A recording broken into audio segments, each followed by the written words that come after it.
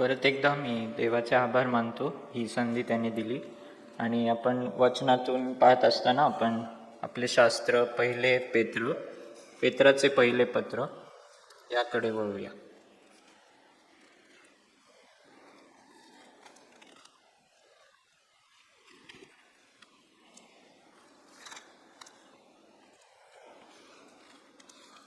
आणि पहिल्या वचनापासूनच आपण पाहूया, पण नंतर आपण 13 ते 17 वचन हे पाहणार आहोत. 13 ते 18 वचन. पण आपण पहिल्या वचनापासून पाहूया. तर पेत्राचे पहिले पत्र, पंत, गलतिया, कप्पदोकिया आणि आशिया व बिथुनिया यात पांगलेल्या यहुदी लोकातील देवपित्याच्या पूर्वज्ञानानुसार आत्म्याच्या द्वारे होत असलेल्या पवित्रीकरणात आज्ञांकित राहण्यासाठी व त्यांच्यावर येशू ख्रिस्ताच्या रक्ताचे सिंचन होण्यासाठी निवडलेले जे परदेशवासी आहेत, त्यांना येशू ख्रिस्ताचा प्रेषित पेत्र याच्याकडून तुम्हाला कृपा व शांती विपुल मिळोत. हे इंट्रोडक्शन म्हणजे सुरुवात आहे पत्राची, पण खूपच सुंदर रीतीने हे रचलं आहे. कारण कोणाला लिहिलंय हे पत्र हे आपल्याला इथून दिसून येतं की पंत, गलतिया, कप्पदोकिया, आशिया व बिथुनिया यात पांगलेल्या, म्हणजे वेगवेगळे असे शहरं आहेत, वेगवेगळ्या ठिकाणी जे मंडळे आहेत आणि तिथे देवाचे लोक आहेत, आणि विशेष करून यहुदी जे लोक आहेत त्यांच्यासाठी पेत्र लिहित आहे. आणि यहुदी लोक फक्त इस्रायलमध्ये नव्हते राहत. येशू ख्रिस्त जन्म घेण्याच्या अगोदरच बरेचसे यहुदी लोक वेगवेगळ्या 250 शहरांमध्ये, युरोप आणि आफ्रिका, उत्तर आफ्रिका आणि बॅबिलॉनपर्यंत असे वेगवेगळ्या शहरांमध्ये ते पांगलेले होते. आणि सगळ्या या शहरांमध्ये सभास्थान होते, सिनगॉग्स, ते देखील स्थापन केले होते. तर फक्त इस्रायलमधील यहुदी लोक नव्हते, पण सगळीकडे ते पांगलेले होते. आणि यांच्यासाठी पेत्र पत्र लिहित आहे. आणि काय तो का लिहित आहे, तर देवपित्याच्या पूर्व ज्ञानानुसार आत्म्याच्या द्वारे होत असलेल्या पवित्रीकरणात आज्ञांकित राहण्यासाठी. आता हे जे लोक आहेत, जर तुम्ही हे पत्र पूर्ण वाचलं तर त्याच्यात 20 किंवा 25 पेक्षा जास्त वेळा दुःख किंवा दुःख सण, सफरिंग, सफर्ड असे शब्द जर तुम्ही काउंट केले तर 25 पेक्षा जास्त वेळा हा शब्द येतो दुःख सहनाबद्दल. आणि हे सर्व लोक काही छळातून जात आहेत वेगवेगळ्या ठिकाणी. यहुदी लोक आहेत, पण ख्रिस्ती झाल्यामुळं त्यांना छळ सोसावा लागत आहे. आणि पेत्राचा हा उद्देश, या पत्र लिहिण्यामागचा हाच उद्देश आहे की सर्व जे लोक आहेत, हे यहुदी लोक, त्यांनी हा छळ जो होत आहे, ख्रिस्ती असल्यामुळं छळ होत आहे, तर तो त्यांनी निमूटपणे सहन करावा. आणि हा छळ होत असताना तो त्याला नाव कसं देत आहे बघा, की आत्म्याच्या द्वारे होत असलेल्या पवित्रीकरणात. म्हणजे आपल्याला माहिती आहे की तारणाचे काही स्टेजेस असतात. म्हणजे आपण आधी पापी असतो जेव्हा आपण देवाला ओळखत नसतो, मग देवाची कृपा होते आणि आपण पश्चाताप करतो, त्याच्याकडे वळतो, आणि मग तो आपल्याला उद्धार देतो आणि आपल्याला नीतिमान ठरवतो. तर त्याला जस्टिफिकेशन म्हणतात.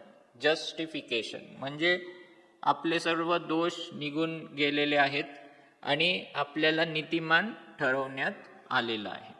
आपण नीतिमान नाही आहे, पण आपण जेव्हा क्षमा मागतो तेव्हा देव आपले सर्व दोष काढून टाकतो, आपल्याला स्वच्छ करतो आणि एक नवीन जगा आपल्याला देतो.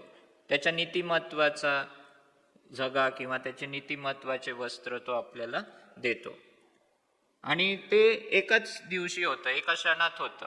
ज्या वेळेस आपण विश्वास ठेवतो, ज्या वेळेस आपण पश्चाताप करतो, परमेश्वर आपल्याला स्वीकारतो आणि लगेचच आपल्याला नीतिमान असं ठरवून टाकतो. आपण आपल्या कृत्याने नीतिमान ठरू शकत नाही, देव स्वतः आपल्याला नीतिमान ठरवतो. आणि त्याला जस्टिफिकेशन असं म्हणतात. पण पुढची जी स्टेज आहे की उद्धार झाल्यानंतर, आपलं तारण झाल्यावर आणि नीतिमान ठरवलं गेल्यानंतर, तिथपासून ते मरणापर्यंत त्या स्टेजला काय म्हणतात तर पवित्रीकरण, सँक्टिफिकेशन इंग्लिशमध्ये. आणि ते पवित्रीकरणाची जी स्टेज आहे ती आपला उद्धार झाल्यापासून मरणापर्यंत चालूच राहणार आहे. समजतंय तुम्हाला? उद्धार झाल्यापासून मरणापर्यंत ही स्टेज चालू राहणार आहे. आणि म्हणजे आपण पवित्र आणि पवित्र होत जातो. आपलं पाप आपण करतो पाप, पण आपलं पाप हे कमी आणि कमी आणि कमी होत जातं. जसं जसं आपण देवाबरोबर वाढतो, प्रार्थना करतो, त्यावेळेस आपण पाप कमी आणि कमी व्हायलाच पाहिजे आपल्या जीवनामध्ये. आणि या स्टेजला पवित्रीकरण म्हटलेलं आहे. तर हा जो छळ त्यांचा सुरू होता, तर पेत्र काय म्हणतोय की हे तुमचं पवित्रीकरण आहे आणि त्या पवित्रीकरणात तुम्ही आज्ञांकित राहावं आणि येशू ख्रिस्ताचं रक्त तुमच्यावर सिंचन व्हावं. आणि अशा लोकांसाठी, म्हणजे जे छळातून जाते, दुःखातून जाते, आणि तो त्यांना म्हणते की जरी तुम्ही ह्याच्यातून जात आहात पण तुम्ही टिकून राहा, या दुःखात आणि या छळामध्ये तुम्ही टिकून राहा, कारण तुमचं काय होत आहे, पवित्रीकरण होत आहे. आणि अशा लोकांना तो संबोधून तो हे पत्र लिहित आहे. आणि तो म्हणतोय की तुम्हावर कृपा व शांती विपुल तुम्हाला मिळोत, कारण याची खूप गरज आहे. सगळ्यांना आपल्याला त्याच्या विपुल शांती आणि कृपेची गरज आहे.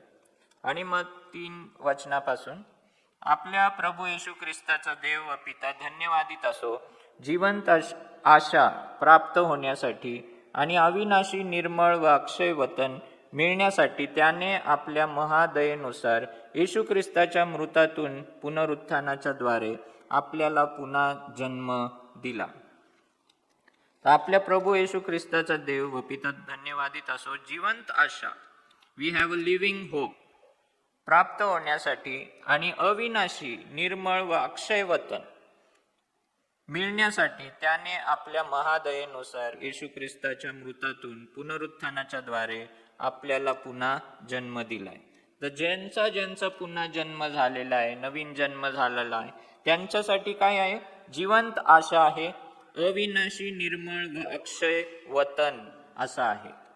न संपणारं अविनाशी अक्षय असं वतन आणि जिवंत आशा आपल्यासाठी त्याने ठेवलेली आहे. आणि या गोष्टी जेव्हा आपण वाचतो तेव्हा आपल्याला असं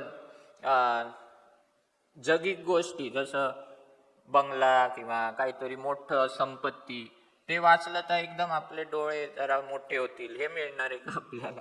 पण जेव्हा आपण हे वाचतो, जिवंत आशा आहे, अक्षय वतन आहे आपल्यासाठी, अविनाशी निर्मळ असं अक्षय वतन आहे, हे गोष्टी आपल्यासाठी खूप काय झाले पाहिजे, मूल्यवान झाल्या पाहिजे.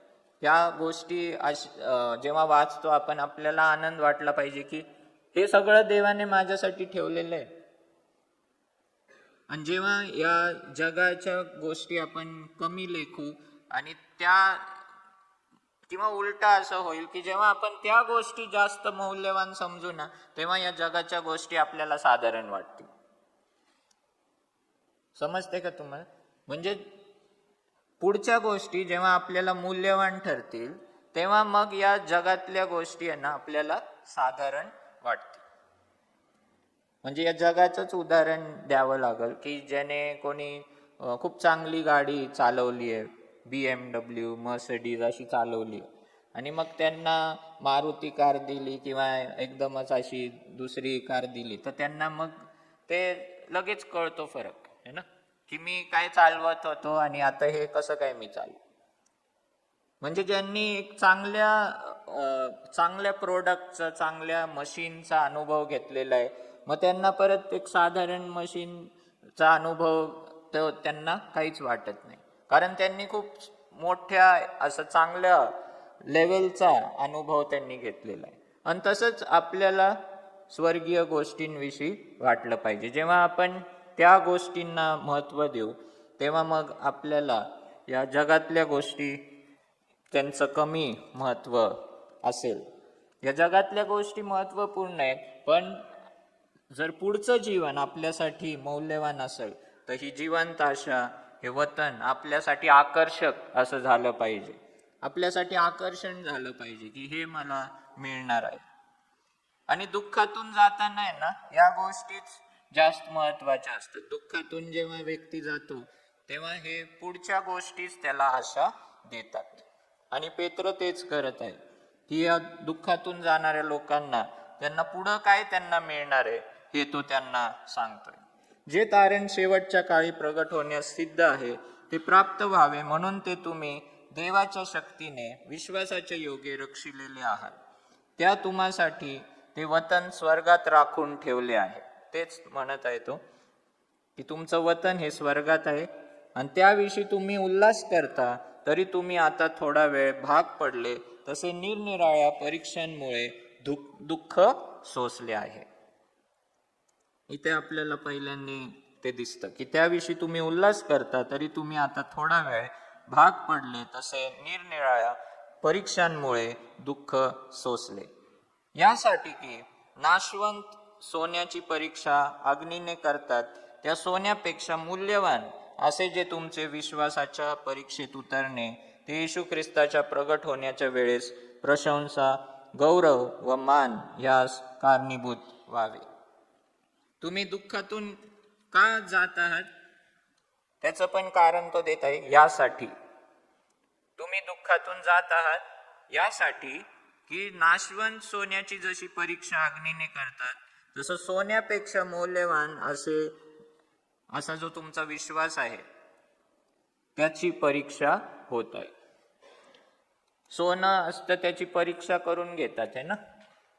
सोनं जेव्हा काहीतरी विकायचं असतं किंवा विकत घ्यायचं असतं किंवा परत आपल्याला विकायचं असतं तेव्हा तो व्यक्ती पण जाऊन आत जाऊन येतोय ना, बघून येतो काही बरोबर आहे का, सोनंच आहे का, हे टेस्ट करायला तो आत जातो. आणि आपण पण विकत घेताना काहीतरी मार्क वगैरे पाहून विकत घेतो, कारण आपल्याला ते सोन्याची नेहमी परीक्षा होते. आणि तसंच आपल्या विश्वासाची परीक्षा, त्या विश्वासाच्या परीक्षेत उतरणं हे खूप महत्वाचं. आणि परमेश्वर दुःखाद्वारे आपल्या विश्वासाची परीक्षा करत असतो. आपला विश्वास खरा आहे का हे कशाद्वारे प्रगट होतं? दुःखाद्वारे. जेव्हा आपल्या जीवनात दुःख येतं वेगवेगळ्या कारणांमुळे, इथे हे लोक सतावातून जात होते, पण वेगवेगळ्या कारणांमुळे जेव्हा आपल्याला आपलं जो आरामदायी असं जीवन असतं ते हल्लं जातं, त्यावेळेस आपल्या विश्वासाची परीक्षा होत असते. आणि पेत्र काय म्हणतोय की तुमचा विश्वास हा सोन्यापेक्षा मौल्यवान आहे. सोनं हे एवढं म्हणजे त्याला किंमत दिली जाते आणि त्याची परीक्षा केली जाते, पण तुमचा विश्वास हा सोन्यापेक्षा पण मौल्यवान आहे. हे सोनं हे या जगापुरतच आहे, पण विश्वास हा पुढं पण जाणार आहे. सोनं हे नाशवंत आहे, पण तुमचा विश्वास हा नाशवंत नाहीये, तो तुम्हाला पुढच्या जीवनात पण घेऊन जाणार आहे. तो सोन्यापेक्षा खूप खूप मौल्यवान आहे. आणि म्हणून तुम्ही कुठल्याच गोष्टीशी याची तुलना करू नका किंवा व्यवहार करू नका. तुमचा विश्वास तुम्ही कमी लेखू नका, तुमचा विश्वास तुम्ही त्यागू नका, कारण तो सोन्यापेक्षा मौल्यवान आहे. आणि तुमच्या विश्वासाची परीक्षा होत आहे. आणि परीक्षेत अग्नीने जसं सोनं आणखीन निखरून येतं, आणखीन शुद्ध होतं, तसं विश्वास देखील काय होतं, आणखीन शुद्ध होऊन येत असतो. आणि मग त्याला पाहिले नसताही त्याच्यावर तुम्ही प्रीती करता, आता तो दिसत नसता त्याच्यावर विश्वास ठेवता, आणि त्या विश्वासाचे पर्यवसन जे आपल्या जीवांचे तारण ते उपभोगीत अनिर्वाच्य गौरवयुक्त आनंदाने उल्हासतात. ज्या संदेश त्यांनी तुम्हावर होणाऱ्या कृपेविषयी पूर्वी सांगितले, त्यांनी त्या तारणाविषयी बारकाईने शोध केला. त्यांच्यामध्ये जो ख्रिस्ताचा आत्मा होता त्याने ख्रिस्ताची दुःखे व त्यानंतरच्या गौरवयुक्त गोष्टी पूर्वीच सांगितल्या. त्यात त्यांनी कोणता अथवा कसा काळ सुचवला याविषयी ते शोध करीत होते. त्यांना असे प्रगट करण्यात आले होते की स्वर्गातून पाठवलेल्या पवित्र आत्म्याच्या द्वारे तुम्हास सुवार्ता सांगणाऱ्यांनी त्या गोष्टी तुम्हास आता सांगितल्या आहेत. त्या गोष्टी कळविण्याची सेवा ते स्वतःसाठी नव्हे तर तुम्हासाठी करीत होते. त्या गोष्टी निहाळून पाहण्याची उत्कंठा देवदूतांना देखील आहे. इब्रियास पत्रामध्ये लिहिलंय की हे जे तारण तुम्हाला मिळालंय ते तारण खूप मौल्यवान आहे आणि ह्याचं दुर्लक्ष करू नका, निग्लेक्ट नका करू, ते दुर्लक्ष कमी लेखू नका. कारण इथं लिहिलंय की या गोष्टी निहाळून पाहण्याची उत्कंठा देवदूतांना देखील आहे. आणि म्हणून पेत्र म्हणत आहे की ज्या दुःखातून तुम्ही जात आहात तुम्ही आनंदाने त्या दुःखात आणि त्या परीक्षेत टिकून राहा, कारण हे खूप मौल्यवान असं तारण तुम्हाला मिळालेलं आहे. जो विश्वास आहे तुमचा तो सोन्याहून श्रेष्ठ आहे आणि एक अविनाशी वतन तुमच्यासाठी देवाने ठेवलेलं आहे आणि आपल्यासाठी पण ठेवलं आहे. आणि म्हणून आपल्याला त्या दुःखात टिकून राहायचं. आता 13 वचनामध्ये आपण पाहतो, म्हणून तुम्ही आपली मनरूपी कंबर बांधा. म्हणून म्हणजे काय की एवढं मोठं तारण तुम्हाला मिळालेलं आहे, एवढा मौल्यवान अशा गोष्टी, आत्मिक गोष्टी तुमच्या आहेत. म्हणून तुम्ही काय करा, आपली मनरूपी कंबर बांधा व सावध राहून येशू ख्रिस्ताच्या प्रगट होण्याच्या वेळी तुम्हास प्राप्त होणाऱ्या कृपेवर पूर्ण आशा ठेवा. तर आता इथे आपण पाहू की असे 4 कारण दिलेले आहेत की ज्याच्यातून आपण पवित्र राहण्यासाठी 4 कारण आपण पाहूया. कारण 15व्या वचनात लिहिलंय की तर तुम्हास पाचारण करणारा जसा पवित्र आहे तसे तुम्ही सर्व प्रकारच्या आचरणात पवित्र व्हा. कारण असा शास्त्रलेख आहे की तुम्ही पवित्र असा कारण मी पवित्र आहे. आणि पेत्र इथे सांगत असताना वेगवेगळे कारण देत आहेत की का आपण पवित्र राहिलं पाहिजे. So reasons to be holy. आणि पहिलं कारण आहे 13व्या वचनात की म्हणून तुम्ही आपली मनरूपी कंबर बांधा व सावध राहून येशू ख्रिस्ताच्या प्रगट होण्याच्या वेळी तुम्हास प्राप्त होणाऱ्या कृपेवर पूर्ण आशा ठेवा. आता दुःखातून जात असताना तुम्ही काय करा, मनरूपी कंबर बांधा, म्हणजे तयार व्हा तो विरोध सहन करण्यासाठी. आणि कसं सहन करा हे लक्षात ठेवून की प्रभू येशू ख्रिस्त प्रगट होणार आहे. आता हे लोक एवढ्या दुःखातून जात होते तर त्यांना पेत्र हीच आशा देत आहे की मरणानंतर देखील जीवन आहे. मरणानंतर तुम्हाला किती मोठं वतन तुमच्यासाठी ठेवलेलं आहे. आणि म्हणून तुम्ही ख्रिस्ताच्या प्रगट होण्याच्या वेळी तुम्हास जी कृपा मिळणार आहे त्याच्यावर पूर्ण आशा ठेवा. ख्रिस्ताचं प्रगट होणं म्हणजे काय, ख्रिस्ताचं येणं, ख्रिस्ताचं आगमन, the coming of the Lord Jesus Christ. आणि तेव्हा ती एक आशा प्रत्येकाला असली पाहिजे. आपल्या किती जणांना ती आशा रोज आपण ठेवतो की येशू ख्रिस्त परत येणार आहे आणि तो आपल्याला घेऊन जाणार आहे. पहिले योहान याचं 3रा अध्याय आणि 4थं वचन. पहिले योहान 3रा अध्याय 4थं वचन. हे खूप सुंदर वचन आहे. पहिले योहान 3:4.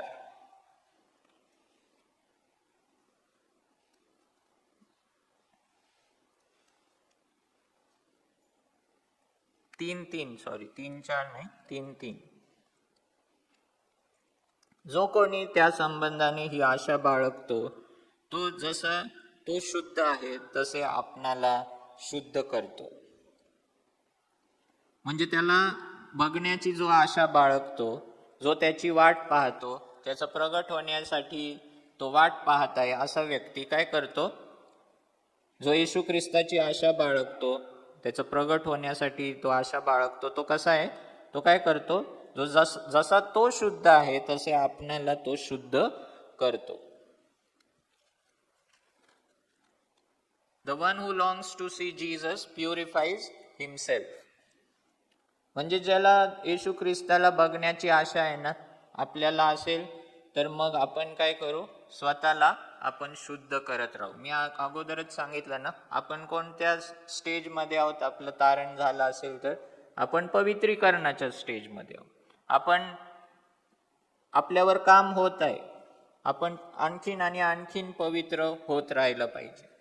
आणि ज्यांना ज्यांना येशूला पाहायचंय तर ते काय करतात, स्वतःला तयार करतात, स्वतःला आणखीन आणि आणखीन पवित्र करत राहतात, शुद्ध करत राहतात. जसं एका मुलीचं लग्न ठरत असतं, तर त्या दिवसात 6 महिने 4 महिनेपासूनच काय सुरू होतं, तयारी सुरू होती, नाही का. मला त्या लग्नाच्या दिवशी चांगलं दिसायचंय, चांगलं राहायचं. तर वजन जास्त असेल तर कमी करण्यात येतं, है ना. आणि सगळे शरीरावर सर्व जे उपचार असतात ते करण्यात येतात. का? कारण त्या दिवशी मला तयार राहायचं, मी स्वतःला शुद्ध करायचे. आणि त्या रीतीनेच येशू ख्रिस्ताला जेव्हा आपण प्रगट होऊ, त्याला ती आशा आपली असेल की मला जाऊन त्याला भेटायचंय, तेव्हा तो काय करतो, स्वतःला काय करतो, शुद्ध करत असतो. आणि हे एक कारण आहे, आपण काय पाहतोय, पवित्र राहण्याची काही कारणे. तर पहिलं कारण काय आहे की प्रभू येशूचं येणं, the coming of the Lord Jesus Christ. जर येशू ख्रिस्त येणार आहे, आपण विश्वास ठेवतोय आणि त्या आशेने आपण जगतोय, तर मग आपल्याला काय करायचंय, त्याला भेटण्याची तयारी करायची आहे, बरोबर. त्याला भेटण्याची तयारी करायची आणि त्याला भेटायसाठी आपल्याला आणखीन आणि आणखीन शुद्ध होत राहिलं पाहिजे. आणि म्हणून आपण पवित्र राहिलं पाहिजे. दुसरं कारण आपण पाहूया की आपण त्याचं जे चरित्र आहे, remember his character. The first reason आहे रिमेंबर हिज कमिंग, दुसरं रिझन आहे रिमेंबर हिज कॅरेक्टर. आणि त्याच्यामध्ये पहिले योहानामध्येच आपण पाहतो, इथे पण पहिल्या पेत्रामध्ये काय लिहिलंय, जसा तो पवित्र आहे तसं आपण पवित्र होऊया. पहिले योहान 1 मध्ये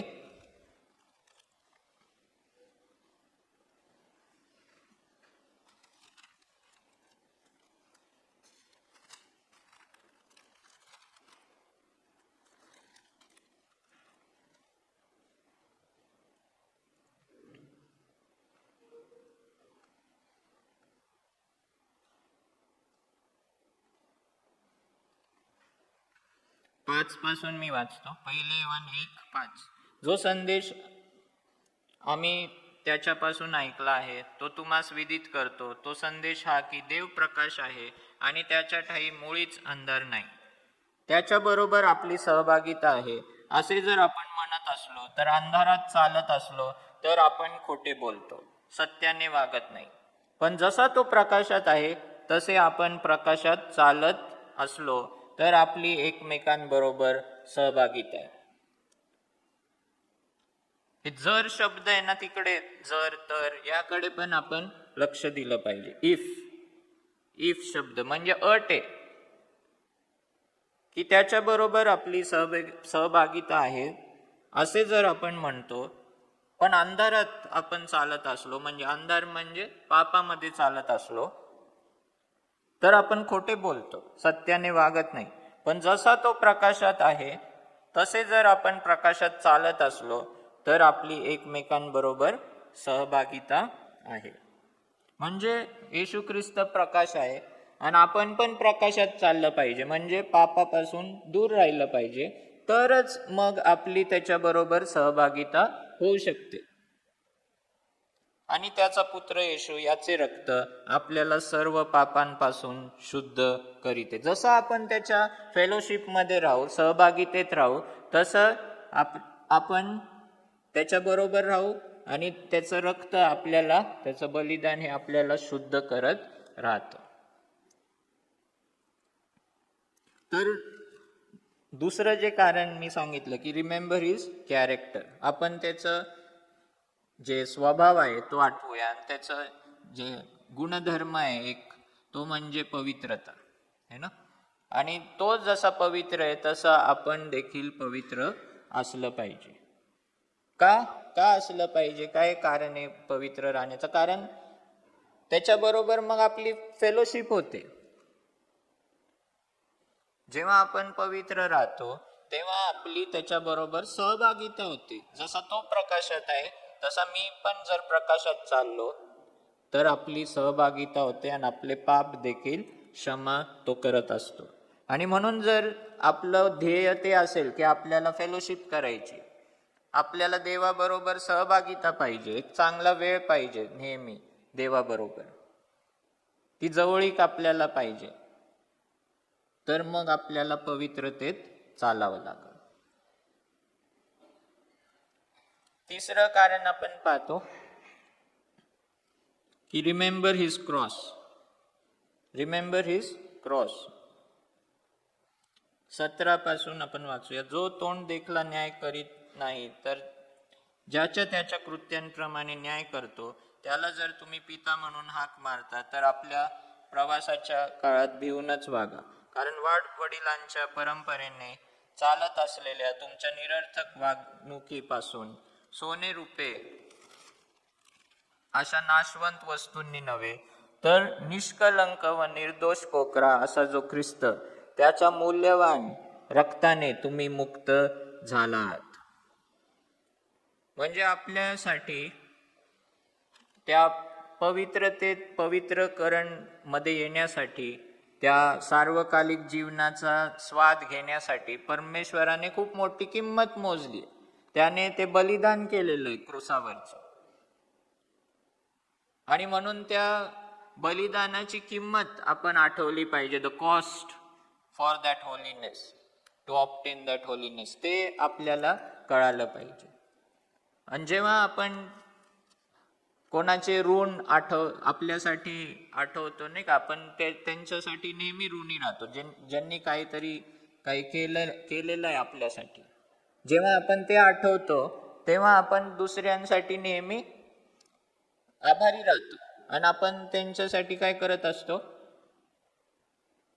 त्यांच्याबरोबर नीट वागतो, त्यांना आवडेल असं वागतो, कारण त्यांनी आपल्यासाठी काही गोष्टी केलेल्या आहेत. त्यांना आपण दुःख देत नाही. आणि येशूने तर खूप मोठी किंमत आपल्यासाठी मोजलेली. आणि म्हणून पवित्र राहण्यासाठी अजून एक कारण काय आहे की तो आपल्यासाठी त्याने जीव दिला, त्याने बलिदान दिलं. आणि त्याने आपल्यासाठी बलिदान दिलं म्हणून आयुष्यभर आपण त्याचे ऋणी असले पाहिजे. आणि नाशवंत गोष्टींनी त्याने आपल्याला विकत नाही घेतलंय, तर त्याचं स्वतःच शरीर त्याने स्वतःला अर्पण केलं. आणि त्यामुळे आपण पवित्र राहायचंय तर त्याचा तो क्रॉस आपल्याला आठवायचा आहे. आणि त्यामुळे आपण सर्व गोष्टी सहन करायला तयार राहिलं पाहिजे. 1 कोरिंथ 6:20 मध्ये लिहिलंय की तुम्ही स्वतःचे आता नाहीत, है ना, तुम्हाला खूप मोठ्या किमतीने विकत घेतलेलं आहे. आणि म्हणून कुठल्याही जगाच्या गोष्टीमुळे आपण विकले जाऊ नये. समजते तुम्हाला? जगाच्या गोष्टींमुळे जगी किमतीत आपण विकले जाऊ नये. कारण खूप मोठ्या अशी अविनाशी गोष्ट देऊन आपल्याला विकत घेण्यात आलंय, आणि आपण काय करतोय? स्वतःला काही दमडींसाठी विकून टाकतो, आपला विश्वास विकून टाकतो.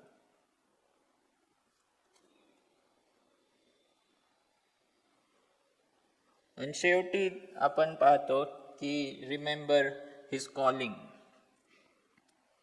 जसं दुसऱ्या अध्यायामध्ये आहे की तुम्ही याजकगण आहात, तुम्ही 9 वचनामध्ये तुम्ही निवडलेला वंश, राजकीय याजकगण, पवित्र राष्ट्र, देवाचे स्वतःचे लोक असे आहात, यासाठी की ज्याने तुम्हास अंधकारातून काढून आपल्या अद्भुत प्रकाशात पाचारण केले, त्याचे गुण तुम्ही प्रसिद्ध करावे. शेवटचं आहे की रिमेंबर इज कॉलिंग. आपण त्याचं पाचारण आठवलं पाहिजे. जेव्हा यशया त्या मंदिरात त्याला ते दर्शन झालं देवाचं, त्याची पवित्रता त्याने पाहिली आणि त्याला स्वतःच अपवित्र जीवन दिसलं. जेव्हा आपण देवाची पवित्रता पाहतो तेव्हा आपल्या स्वतःचं घाण जी आहे ती आपल्याला दिसते. आणि मग त्याला हे पण दिसतं की एक सराफिम तो काय करते, ते कोळसा घेऊन येतोय आणि ते वेदीवरचा कोळसा तो त्याच्या जिभेला लावतोय आणि त्याचा अपराध हा पुसून टाकतोय, त्याला तो पूर्णपणे शुद्ध करतोय. आणि जेव्हा देव त्या यशयाला शुद्ध करतो तेव्हा तो काय म्हणतो की मी इथे आहे, मला पाठव. म्हणजे जेव्हा देव आपल्याला शुद्ध करतो, जेव्हा देव आपल्याला नवीन जीवन देतो, तेव्हा लगेच आपल्याला कळालं पाहिजे की देवाने फक्त आपल्याला स्वर्गात घेऊन जाण्यासाठी उद्धार दिलेला नाही, आपल्याला या पृथ्वीवर काहीतरी करण्यासाठी देव उद्धार देतो. पृथ्वीवर आपण त्याच्यासाठी काहीतरी चांगलं बनावं, चांगलं राहावं, चांगलं राहून दाखवावं. आणि इतरांना इथं जसं दिलेलं आहे की आपण काय आहोत, निवडलेला वंश, राजकीय याजकगण, पवित्र राष्ट्र, देवाचे स्वतःचे लोक असे तुम्ही आहात. आणि ज्याने तुम्हास अंधकारातून काढून आपल्या अद्भुत प्रकाशात पाचारण केले, त्याचे गुण तुम्ही प्रसिद्ध करावे. आपल्याला काय जीवन ठेवलंय देवाने उद्धार दिल्यावर, त्याचे गुण प्रसिद्ध आपण करावे त्यासाठी. आणि म्हणून आपण जर आपल्याला काही आशीर्वाद मिळालेला आहे तर का मिळाला तो आशीर्वाद, का देतो परमेश्वर आपल्याला आशीर्वाद? संपत्तीने असेल किंवा चांगलं आरोग्य देऊन असेल, आजार होता, आपण आजारी होतो, आता हील झालो, का करतो आपल्याला तो तसं? आपल्याला परत चांगले दिवस का दाखवतो? काय त्याचं कार्य पूर्ण करण्यासाठी, आपण त्याच्यासाठी परत कार्यरत व्हावं. जर देव आपल्याला संपत्तीने आशीर्वाद देत आहे तर मग ती संपत्ती आपण त्याच्या राज्यासाठी आपण वापरावी. जर आपल्याला निरोगी करत आहे तर मग ते जे निरोगी आयुष्य आहे ते आपण त्याच्या सेवेत आपण काम करत राहावं. त्यासाठी नेहमी परमेश्वर आपल्याला आशीर्वाद देतो, आपण दुसऱ्यांसाठी एक आशीर्वाद ठरावा म्हणून. फक्त आपल्यासाठीच ते बक्षीस नसतं, फक्त आपल्या एन्जॉयमेंटसाठी ते आशीर्वाद नसतात. तर परमेश्वराची इच्छा असते की जे काही मला दिलंय ते माझ्याद्वारे इतर लोकांना पण तो आनंद मिळेल, अशी देवाची इच्छा असते. आणि म्हणून जर देवाने आपल्याला हे पाचारण केलेलं आहे तर त्याचे गुण प्रसिद्ध करण्यासाठी आणि जे काही आशीर्वाद मिळतात ते इतरांपर्यंत पोहोचवण्यासाठी देवाने आपल्याला जिवंत ठेवलेले. आणि म्हणून आपण जर त्याची वाट पाहत आहोत, जर आपल्याला उत्कंठा लागली आहे की आपण एक दिवस येशूला पाहू है ना, तर आपण काय करू, स्वतःला शुद्ध करत राहू. पहिलं कारण, आपण त्या दुःखात असताना पवित्र राहण्यासाठी काय कारण आपण पाहिले की रिमेंबर इज कमिंग. आपण त्याचं जे दुसरं येणं आहे त्याची आपण वाट पाहूया. आणि जर आपण दुसऱ्या येण्याची वाट पाहू ना तर आपण सदैव तयारी करत राहू, आपण स्वतःला शुद्ध करत राहू. दुसरं कारण काय पाहिलं की आपण we should remember is character, त्याचा स्वभाव, त्याचा गुणधर्म आहे पवित्रता. आणि म्हणून आपल्याला जर त्याच्याबरोबर सहभागिता आवडत असेल तर मग आपण पण पवित्रतेत राहिलं पाहिजे. पवित्रतेत राहायचं मोटिवेशन काय आहे? परमेश्वराबरोबर होणारी सहभागिता. मला पवित्र याच्यासाठी नाही व्हायचंय की हे बघ मी किती पवित्र आहे हा नाही आहे बघ, हा व्यक्ती किती वाईट आहे, त्याच्यासाठी मला पवित्र नाही राहायचंय. की हे बघा, माझ्यासारखा पवित्र आहे का कोण या मंडळीमध्ये? हा माझा उद्देश नाही की मी नंबर 1 असावं पवित्रतेमध्ये. माझा उद्देश काय पवित्र राहण्यासाठी, आणि तुमचा पण उद्देश काय असला पाहिजे पवित्र राहण्यासाठी, की मी देवाबरोबर सहभागिता माझी होणार, मी देवाच्या आणखीन जवळ जाणार, मी त्याच्या आणखीन जवळीकतेने मी त्याला ओळखणार. तिसरं कारण आपण पाहिलं पवित्र राहण्याचं, की आपण त्याचं बलिदान हे आठवलं पाहिजे, आणि त्यामुळे ऋणी राहिलं पाहिजे त्याचं नेहमी, की त्याने खूप मोठं बलिदान देऊन आपल्याला विकत घेतलेलं आहे, आणि म्हणून आपलं जीवन हे त्याला आवडेल असं आपण जगलं पाहिजे, त्याचं बलिदान आठवून. आणि मग शेवटी आपण त्याचं कॉलिंग पण आठवलं पाहिजे, त्याचं पाचारण. कारण जेव्हा तो आपल्याला शुद्ध करतो, जेव्हा तो आपल्याला बरं करतो, जेव्हा तो आपल्याला आशीर्वाद देतो, त्याची इच्छा असते की आपण इतरांसाठी आशीर्वाद ठरावं, आपला आशीर्वाद इतरांसंगती वाटावा. त्यासाठी तो आपल्याला जिवंत ठेवत. आणि म्हणून हे कारण या अध्यायातून आपल्याला दिसतात की आपल्याला पवित्र राहायचं. आणि दुःख हे खूप मोठं एक काय म्हणतात, एक जरिया आहे की ज्याच्यातून मीडियम आहे, माध्यम आहे, ज्याच्यातून परमेश्वर आपल्याला पवित्र करत राहतो. पवित्र करत ती प्रक्रिया आणखीन जोरात सुरू होते जेव्हा आपण दुःखातून जात असतो, वेगवेगळ्या सतावातून जात असतो. परमेश्वर ते दुःख आपल्याला शुद्ध, आणखीन चांगलं करण्यासाठी तो वापरत असतो.